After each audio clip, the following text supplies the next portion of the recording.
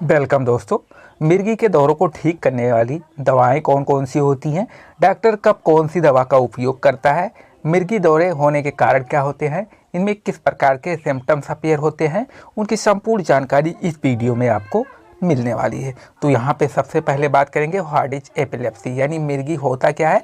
तो मिर्गी एक केंद्रीय तंत्रिका तंत्र विकार होती है जिसमें हमारी जो मस्तिष्क होती है उसमें जो नर्वस सिस्टम यानी जो छोटे छोटे न्यूरॉन होते हैं उनमें कोई फॉल्टनेस आ जाती है, यानी जो गतिविधियाँ होती हैं वो बराबर कंट्रोल नहीं होती। यानी जो हमारी जैसे कि CNS होती है वहाँ पे से जो न्यूरॉन्स होते हैं वो न्यूरॉन जो है वो मैसेज को ट्रांसमिट नहीं कर पाते, यानी जो इम्पल्स जनरेट होता है तो उसकी वजह से उस बंदे को असमान व्यवहार होने लगता है। धीरे धीरे उसकी बॉडी की उत्तेजना बढ़ने लगती है और वो कभी कभी ऐसा ही कंडीशन आता है कि वो बेहोश भी हो जाता है। अगर हम बात करें इसके मेनली काज के क्या क्या कारण हो सकते हैं तो इसके कई सारे कारण हो सकते हैं। तो पहला है जेनेटिक इन्फ्लुएंस। कभी कभी क्या होता है ये जैसे कि माता पिता को अगर ये प्रॉब्लम रहती है तो बच्चे को भी हो सकती है।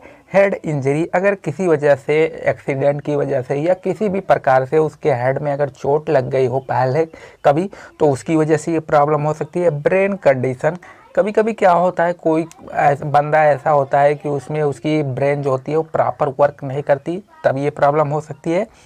इन्फेक्शियस डिजीज, कुछ ऐसे इन्फेक्शियस डिजीज जिनको अगर उस बंदे को अगर हुआ है पहले तो उसकी वजह से हो सकता है। पेरेंटल इंजरी, डेवलपमेंटल डिसऑर्डर, तो ये सारी प्रॉब्लम की वजह से हो सकता है। कुछ प्रॉब्लम ऐसी है कि जैसे कि ब्रेन में इन्फेक्शन हो गया हो या अल्कोहल जो है वो ज़्यादा कंजप्शन कर रहा हो तो उसकी वजह से ये प्रॉब्लम हो सकती है।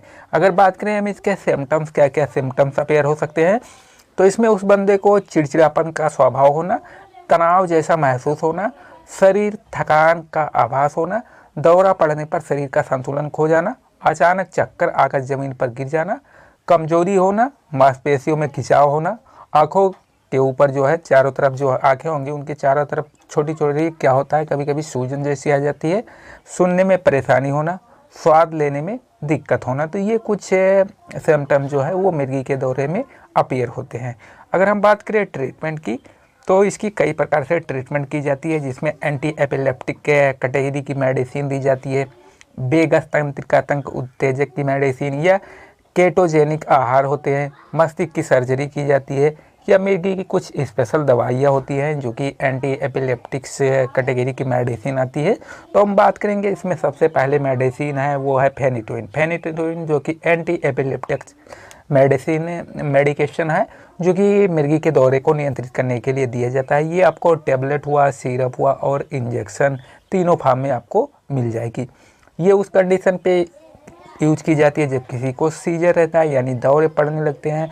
अब चाहे बच्चों को पड़े या बड़ों को पड़े तो उस कंडीशन पे ये मेडिसिन दी जाती है। अगर हम इसके जैसे बात करें टेबलेट की तो टेबलेट आप इसको OD TDS से दिन में दे सकते हैं, दिन में 2 बार या 3 बार दिया जा सकता है। ऐसा सिरप भी होता है कि बच्चों को दी जाती है, उनको भी 2 या 3 बार दिया जा सकता है।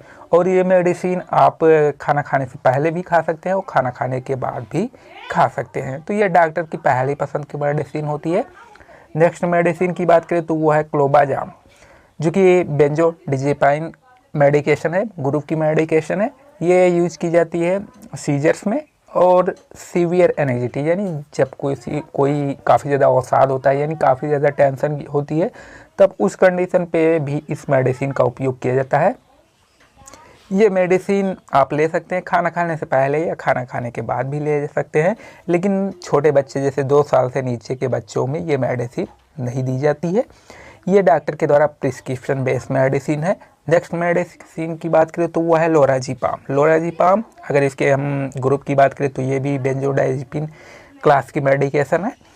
ये यूज की जाती है जो कि आप यहाँ पे देख सकते हैं, इसका काफ़ी पॉपुलर साल्ट है लोराज़ेपाम।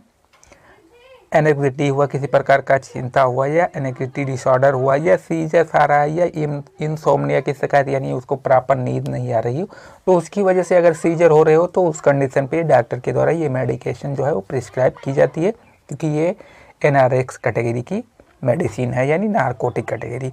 इस मेडिसिन को 2 से 3 mg पर डे के हिसाब से दिन में 2 या 3 बार डॉक्टर के द्वारा दी जाती है। नेक्स्ट मेडिकेशन की बात करें तो वो है बेंजोडिज़ेपाइन ग्रुप की मेडिकेशन वो है डायज़ेपाम। डायज़ेपाम जो कि आप लोग काफ़ी से परिचित होंगे, ये यूज की जाती है एनेक्सिटी हुआ, अल्कोहल विड्रॉल हुआ, या सीजर्स हुआ, या मसल में किसी प्रकार का स्पास्म हुआ, या किसी को इंसोम्निया की शिकायत है तो उस कंडीशन पे डायज़ेपाम जो है वो काफ़ी ज़्यादा उपयोग की जाती है। ये भी डॉक्टर के प्रिस्क्रिप्शन के थ्रू मेडिसिन जो है वो प्रिस्क्राइब की जाती है। नेक्स्ट की बात करें तो कुछ एंटी कन्वल्जेंट कैटेगरी की मेडिसिन जैसे कि इथोसक्सेनामाइड कैप्सूल आती है और सिरप भी आता है। ये मेडिसिन जो कि आपको कैप्सूल फार्म में और सिरप फार्म में भी मिल जाएगी। ये ज़्यादातर यूज़ की जाती है सीजर्स में, यानी दौरों को रोकने के लिए। अगर इस मेडिसिन की डोज की बात करें तो 1 से 2 टेबलेट दिन में दिया जा सकता है, और हमेशा कोई भी मेडिसिन लेने से पहले अपने डॉक्टर से सलाह ज़रूर लेनी चाहिए। ये भी एक प्रिस्क्रिप्शन बेस्ड मेडिसिन है। नेक्स्ट की बात करें तो कुछ अदर मेडिसिन जैसे कि लेमोट्राइजिन डिस्पर्सिबल टेबलेट आता है, जो कि ये भी एक एंटी कन्वर्जेंट कैटेगरी की मेडिसिन है लेमोट्राइजिन, और ये भी सीजर्स में उपयोग की जाती है। और इस कैप्सूल को क्या है कि टेबलेट को बच्चों को नहीं देना चाहिए जो 2 साल से कम उम्र के हों। अगर हम बात करें जैसे कि दौरे जब किसी को आते हैं तो उसको किस प्रकार से प्रिवेंट किया जाए, तो सबसे पहले क्या करना चाहिए, नो स्ट्रेस। अगर आपको तनाव है तो तनाव को दूर करना चाहिए, कोई भी ड्रग्स नहीं लेनी चाहिए, no cigarette, no TV, no alcohol, no video game, no bright light और नो फास्ट फूड। तो ये सारे अगर चीज़ें आप फॉलो करते हैं तो आप सीजर से बच सकते हैं। आई होप दोस्तों ये जानकारी आप लोगों को पसंद आई हो। अगर ये जानकारी आप लोगों को पसंद आई हो तो हमारे चैनल को सब्सक्राइब कर लीजिए और वीडियो को लाइक कर लीजिए। अगर ऐसे वीडियो और चाहिए तो हमें कमेंट करके ज़रूर बताएं। थैंक यू दोस्तों।